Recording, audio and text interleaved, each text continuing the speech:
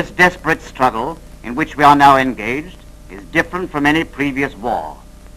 Whilst on the one hand it first seemed as if the efficiency of machines and new weapons had replaced the man, or at any rate had minimized the importance of his efficiency, it has since been proved that the mechanical perfection of the machines or weapons, technical skill, and even undaunted courage count for nothing if the physical strength and endurance of the individual fail. On the other hand, events have further proved that often success has been achieved or defeat averted only by the physical fitness, endurance, and courage of the man himself. Unique and unorthodox forms of attack and defense by the enemy demand of us new and purposeful systems of training to meet him confidently and overcome him. Log work, as this is called, is a purposeful and interesting form of physical training. It strengthens the muscles, toughens the whole body, instills teamwork, rhythm, and teaches endurance. Tree trunks can be picked up nearly everywhere, and even if you have no gymnasium at your station, you can find some logs and practice these exercises. Half a dozen men in an isolated spot can get hold of a log, skin off the bark, and use it for these strengthening and agility exercises. Are you as fit as these fellows? If not, why not? You can do the same. Now, this exercise is good fun. The vertical high climb. When a man gets hold of a log, he feels he can do something, if it's only to climb it. It's tough work, but it makes you agile, produces stamina, determination, and endurance. When you have gymnasium apparatus available, make full use of it. Variety is the spice of life in physical training, as in everything else. It is essential that before men start fighting unarmed exercises, they should be physically fit and toughened. Fighting unarmed depends for success upon physical fitness achieved and built up by training purposefully planned to develop self-discipline, toughness, endurance, and aggression. Physical fitness, as you will see, can be developed through the syllabus of training you must know and practice. Self-discipline is fundamental and vital. Parade or marching discipline is easier and more effective when each individual is self-disciplined to control himself and act. The man who can control himself always has the advantage over the undisciplined man. The discipline of the unit depends on the individual.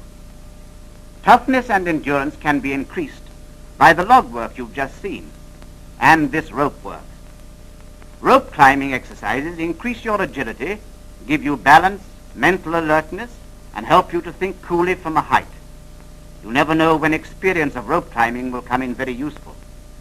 Now this, for example, the double traverse, is much safer than it looks and is an ideal method of crossing a ravine.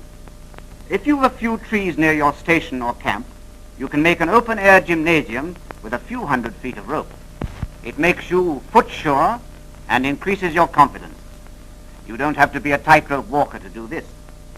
Just make up your mind to have a go at it, starting from low heights first of all, and you will soon become adept. You may have to make use of a rope to climb from one ship to another, or to climb a hangar or other building. Practice it on dry land. One day it may save your life.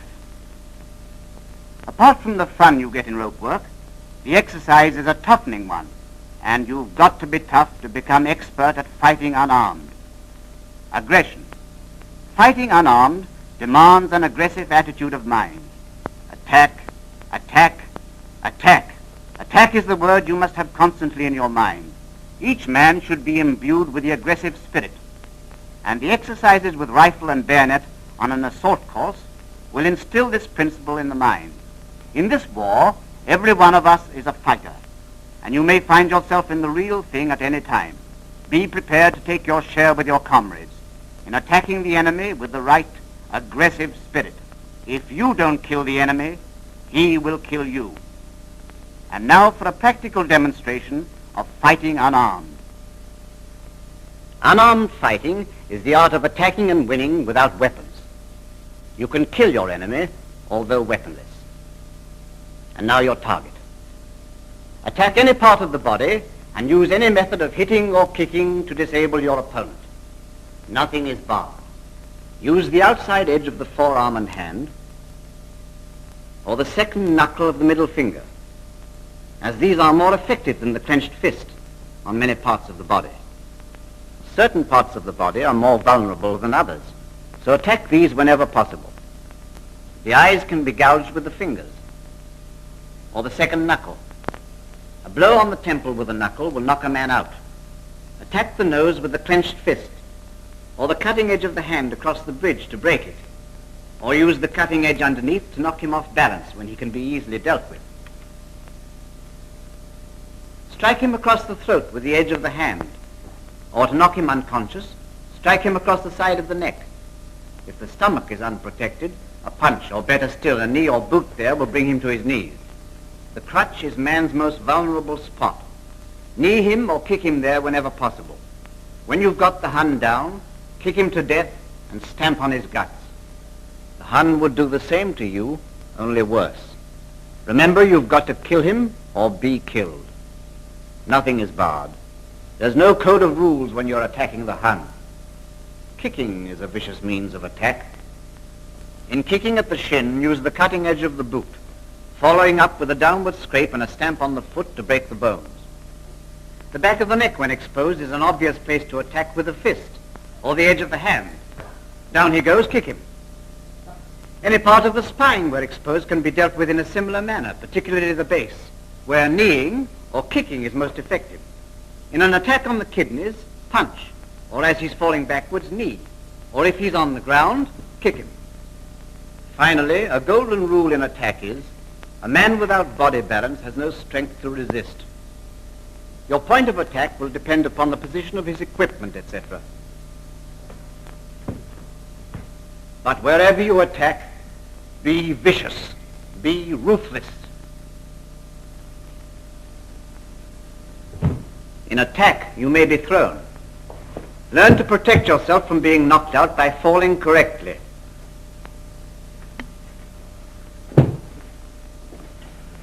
Never take the weight of your body on the spine, pelvis, head, knees, or elbows.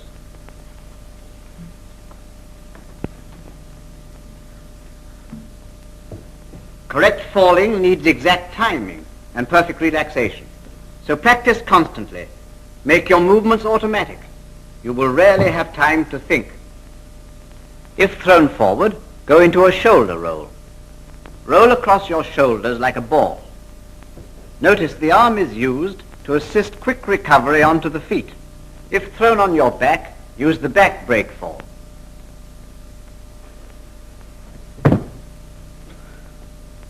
Arms, feet, shoulders break the fall. If you can't use your legs, you break the fall with arms and shoulders only, keeping the head well forward. Watch. This is the front break fall. Fall on your forearms, hands and upper legs, knees bent and hips drawn back to prevent injury. If your wrists are gripped, the weakest part of your opponent's grasp is the thumb. Therefore, to release yourself, work against his thumb. If the thumb is on top, force the wrists upward and outwards as quickly and as strongly as possible.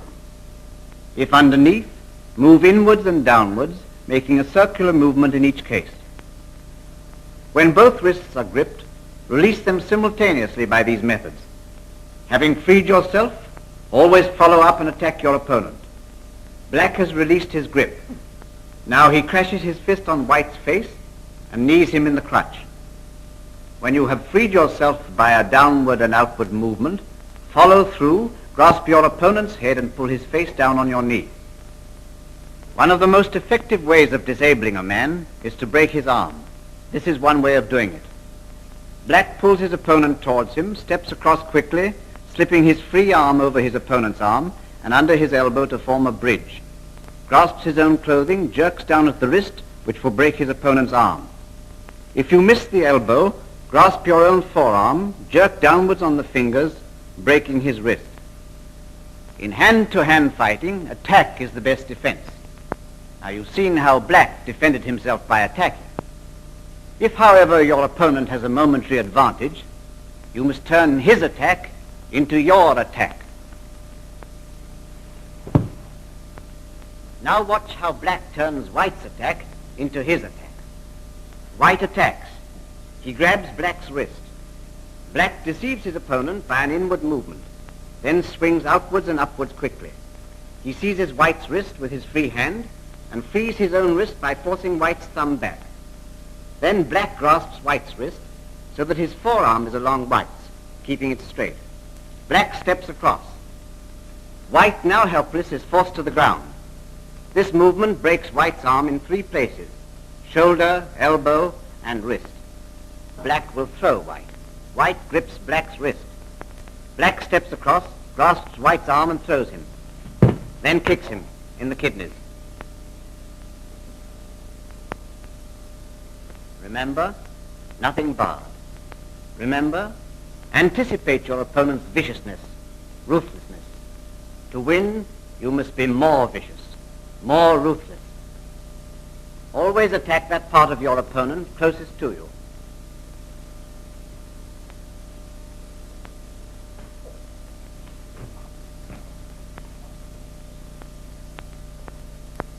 The fist, which Black counters with an arm break. White kicks at Black. Black counters by crashing his foot against his opponent's shin, which brings White's head close to Black. Again, Black attacks. Keep this principle of attack always in your mind. Now, Black and White will show you some releases from and counters to hair and clothing holds.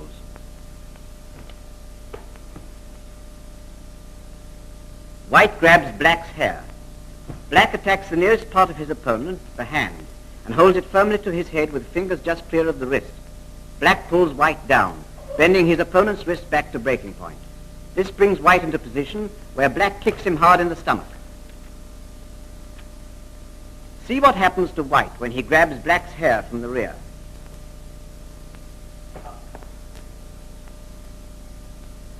Black clamps his opponent's hand to his own head, turns, and with the hand still grasping, raises his head. And see what happens to White. Why doesn't White kick him? I bloody well can't. These grips and holds, which you've seen demonstrated, prevent your opponent from renewing his attack, and as you've seen, puts him at your mercy. And show no mercy. A most vicious and effective form of attack is kicking. And here again I want you to remember that the best form of defense is attack. When your opponent kicks at you, kick his leg like this, with the cutting edge of your boot against his shin. The harder he kicks, the more effective is the counterattack. You can throw your opponent when he kicks, and as he falls, kick him. The spine is the best spot. You may break it. If you miss his spine, you'll get one of his kidneys. For the purposes of demonstration, Black up till now has had it nearly all his own way. Now we'll see what White does to Black. They will demonstrate releases from and counters to body holds.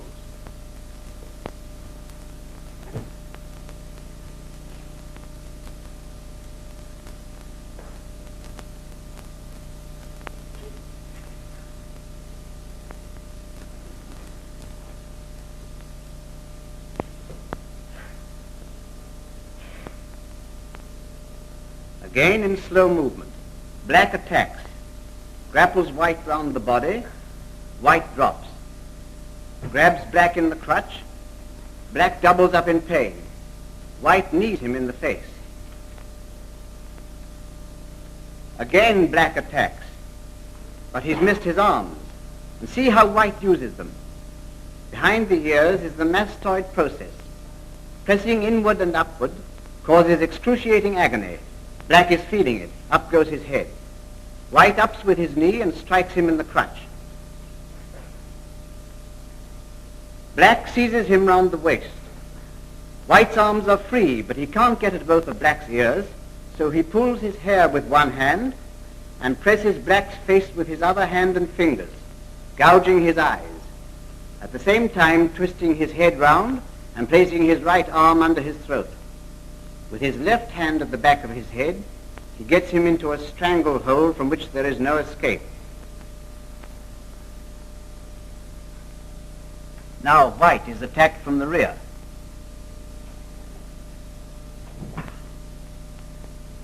Did you see how it was done? No? Well, watch Black and White go through the movements and practice it yourselves. Black attacks White. White rounds his shoulders, forces his arms outwards and drops down. This partially loosens Black's hold. He turns his body and places one leg behind Black's. Black is at his mercy. It's an easy matter for White to swing him over his body. He goes in to kill. Another method. White rounds his shoulders, drops his body, grabs Black's arms over his shoulders and throws him over his head.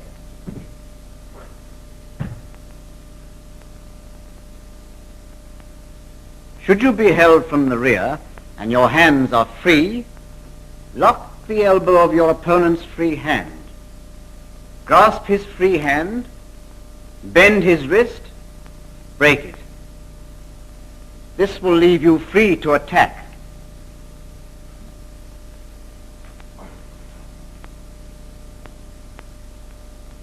This time, Black has interlocked his fingers. It's a good hold.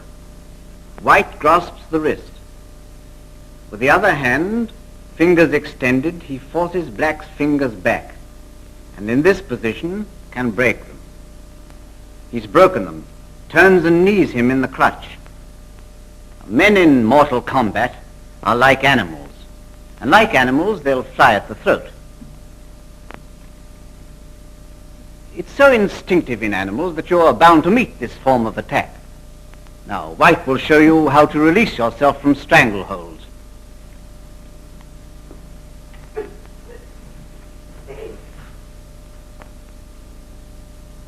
If your opponent grasps your throat from the front, strike at his crutch. With the other arm, deliver a forearm punch across his arms to break his grip. Follow up with knee in groin, and if necessary, any other opening. Another method. The thumb is the weakest part of the grip. Reach over and above your opponent's arms, grasp his hand with your left. Using your right hand, force his hand upward and over.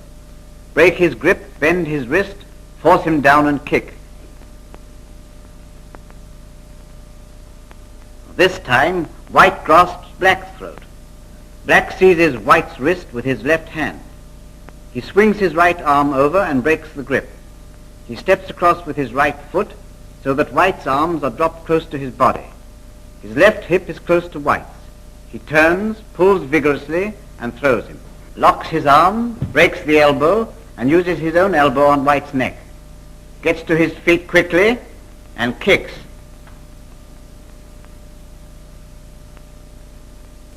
White attacks Black from the rear. Black grips his right wrist with his left hand. With right arm locks his elbow, bends his knees, keeping his back straight, turns and throws him on his back. He follows up with any attack. Now, White is trying to strangle him with his arms. Black bends his knees, grips White's forearms, pulls, turns his head, bends the trunk forward and over he goes. Again he attacks. This time Black grasps wrist and elbow of one arm, forces the elbow upward and the wrist downward, turns his body, slides through the hollow of his side, forces his arm up his back and strikes across his neck.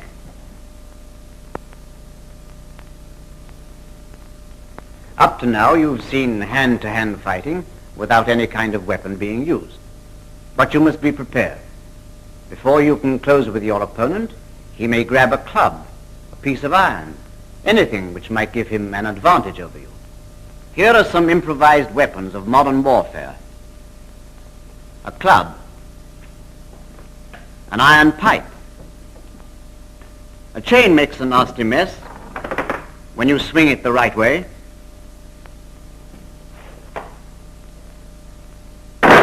Barbed wire, nearly always at hand, is very effective. Tears a man's throat and throttles him. This is how to use the wire cheese cutter. Silent, swift, and sure. You can cut a man's throat before he can say, "Heil." Your own equipment and clothing provide weapons. The steel helmet. Your sock filled with sand. Necktie for throttling or gagging. Even a bootlace will throttle a man. A broken bottle. You all know how this is used. You never need be weaponless, but you must learn how to use any improvised weapon which may be near to hand. Well, Mac, take your pick. I think I can get you with this. You do? Right. Give me that steel helmet. Yeah. Come on then, let's have a go.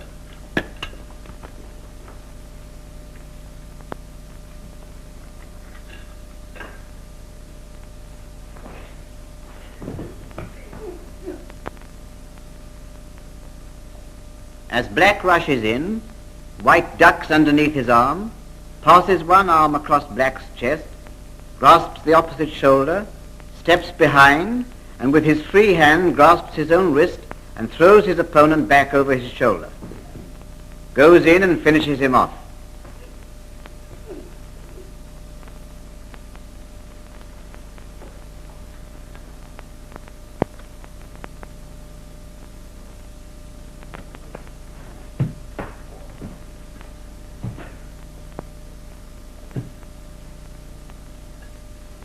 When your opponent swings a weapon at you, meet him by diving low and striking with your forearm at the groin of his leading leg, grasping his ankle with your other hand. Push forward with the forearm and pull upward at the ankle to throw him. Get the weapon and use it. Every one of you must learn how to attack and defend yourself. Now, Black and White are experts, but you must become expert too. Your life depends on it. Here, Smith. And you, Crowther, have a go. Me, sir? Yes, you've seen it done. Now, come on, have a go. Very good, sir.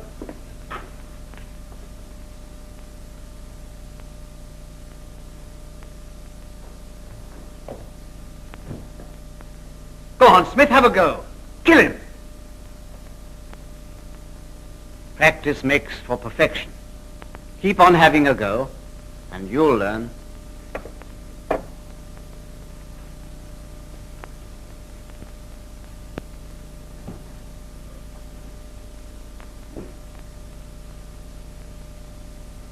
Now see how it's done. When you're attacked by a knife or bayonet, you must first stop the blade. White attacks the upper part of the body. Black blocks the thrust by striking upward with his forearm across White's forearm, stepping slightly to the side. He reaches under his upper arm, grasping his own wrist in the elbow lock. See how Black's forearm gives him the leverage to break White's arm. He forces him down, grabs the knife, and strikes.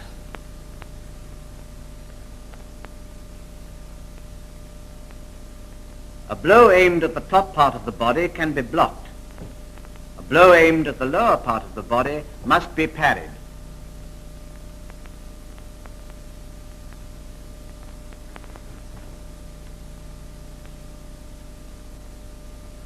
To counter an attack on the stomach, Black uses a circular movement of the arm downward and outward, strikes at White's forearm. At the same time, he draws himself well back, grabs White's elbow, keeping his own arm on the forearm of his opponent. Now he forces White's elbow outward and pushes his arm up his back, takes the knife and strikes. All the movements, holds and throws you've seen can be done just as effectively when your opponent is fully armed and you are unarmed but in uniform. To demonstrate, Gray is putting on a German soldier's uniform. White is now in airman's uniform. The possibility of being caught unarmed by an armed opponent must never be overlooked. Your everyday routine duty as an airman makes this possibility almost a certainty. Remember, whether you are armed or unarmed, attack.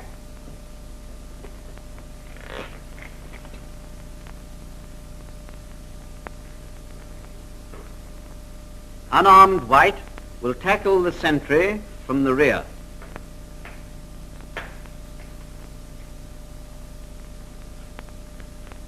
White's attack must be silent, swift, and ruthless.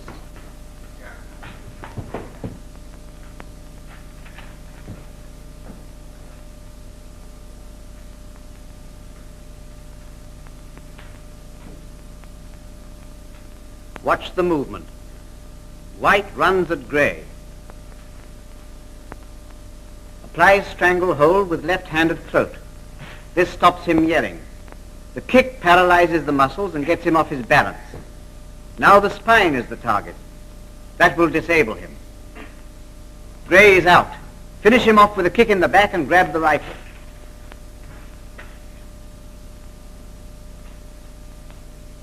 Another attack. White grabs the helmet. Now he's in a position to use it. Kicks Grey's leg, paralyzes the muscles, pulls him down and knees him in the spine. Grey, strangled by his chin strap, drops to the ground. White grabs his rifle and finishes him.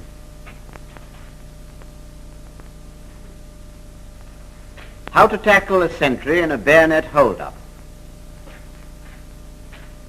White runs up behind, kicks sentry's leg away. He falls. Black dashes in, seizes the rifle and strikes. Quite simple, isn't it? To save your friend and defend yourself by attacking. An alternative method. White kicks him off balance.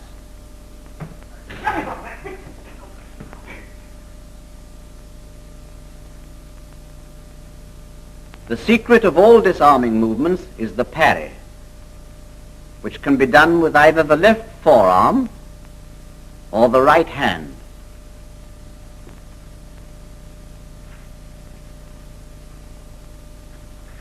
Grey attacks with the point. White parries with his left forearm. Now Grey thrusts at his belly. Again White parries the blow with his left arm. Now the right hand parry. Grey attacks, White parries with his right hand.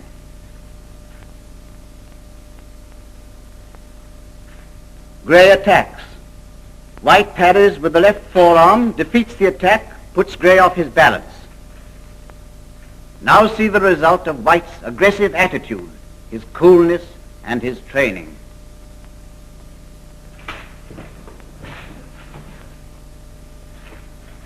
As you see, as soon as the weapon was parried, it became unarmed fighting. White has fallen. Grey is attacking him on the ground. White rolls away from the point. Before Grey can strike again, he rolls towards the weapon, sweeping the bayonet away, kicks hard at Grey's forward leg to throw him off balance, and attacks him.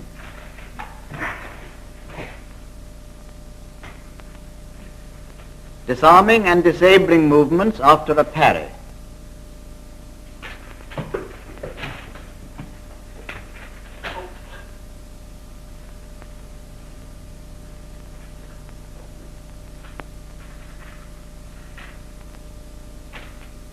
This kick, with the cutting edge of a service boot, will break a man's shin. The effect is to double up Grey's body, bringing his neck into a position where White can chop it with the cutting edge of his hand, breaking his neck or at least stunning him. He picks the rifle up to make sure and finishes him off.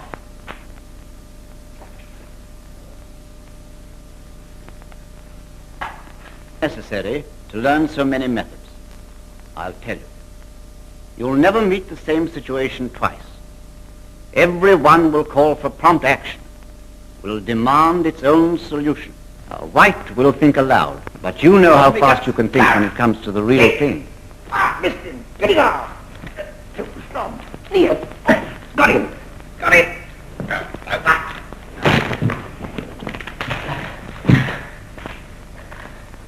Through practice, these movements become automatic and are done instinctively.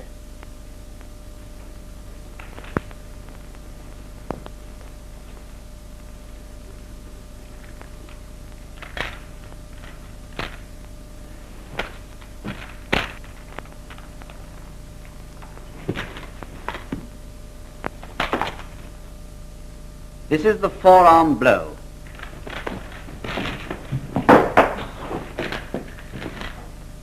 Here's another disabling movement. White parries. Gray, carried by his own impetus, lands on White's arm and is thrown.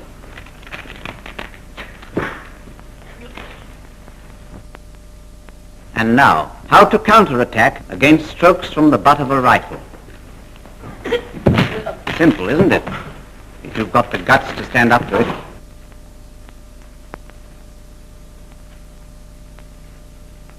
White simply helps the butt of his opponent's rifle round, gives him a chin jab, kicks his leg, and throws him.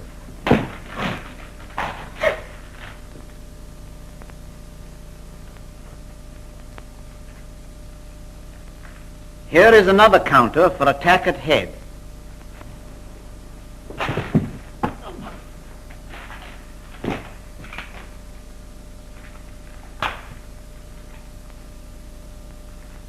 Counter for butt stroke at belly. As the butt comes towards the stomach, swing it up. Keep his arm above your head. Give him a good blow in the face with your other hand and knee him in the crutch. Throw him and kill him.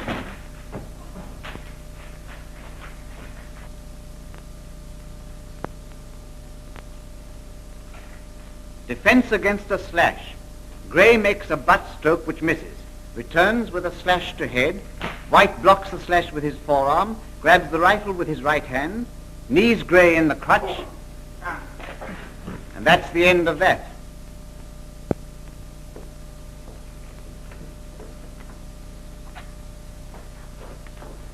Counter-attack for charge. When your opponent rushes at you, concentrate on the parry, and as he rushes past, trip him up and go for him.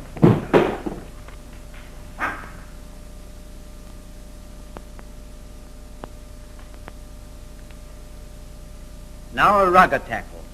After parrying, White crouches down, rams his shoulders into Gray's crutch, throws him over his head, goes in and finishes him. And now a belly throw. This time, in slow motion, White grabs Gray's clothing, forces his right foot into Gray's stomach, gets down on his back, rolls backwards, straightens his leg, and over he goes. That's it, finish him off.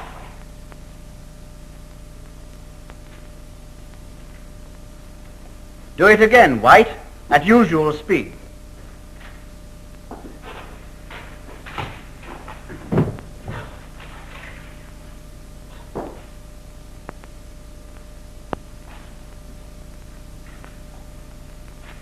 Another effective counterattack. When opponent leads with right foot, you can kick him in the crutch. Counterattack against revolver hold-up.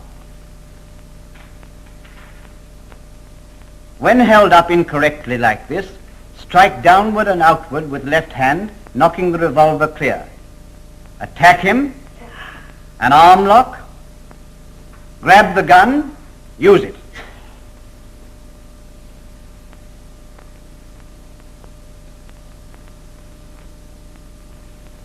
If you are held up from the rear, turn quickly, left about, strike downward and outward with the left arm, close with your opponent, disable him, grab the weapon and use it.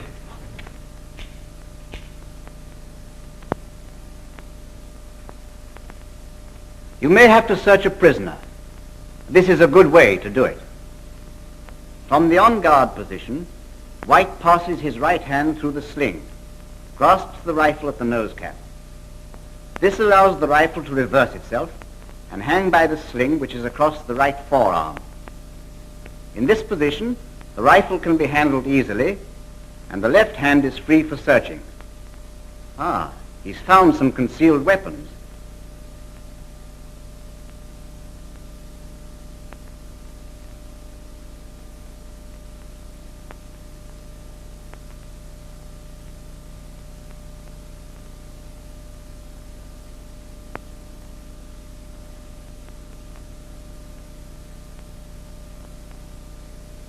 There are many ways of marching in a prisoner.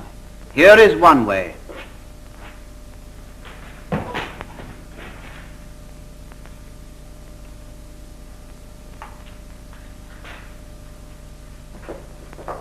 If you are being marched in at the point of a bayonet from the rear, so that the point is within striking distance, pivot round quickly to the left, knocking the blade aside with the left forearm, and kick hard with the right foot at your opponent's leg. As he falls, attack him. This is the best way. Keep a safe distance from him. Cover him slightly from the flank. This prevents you from being surprised.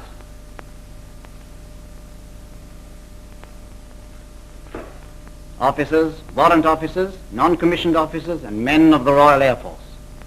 Now you have seen how the individual self-discipline and physical fitness, so necessary and so evident in the training, are applied with confident and aggressive ability and with inevitable success. Now, this kind of fighting is going on all over the world today, and it may happen to you. Instructors will give you all the experience and knowledge they have. You must play your part. Persevere. Practice whenever you can. The time for training and practice must be found. Remember, get fit, keep fit. Your own physical fitness and the aggressive confidence born of it are duties you owe to yourself and your country. Which is it to be? This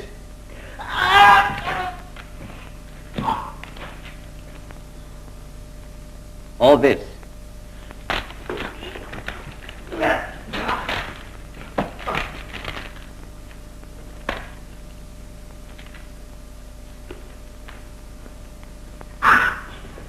That?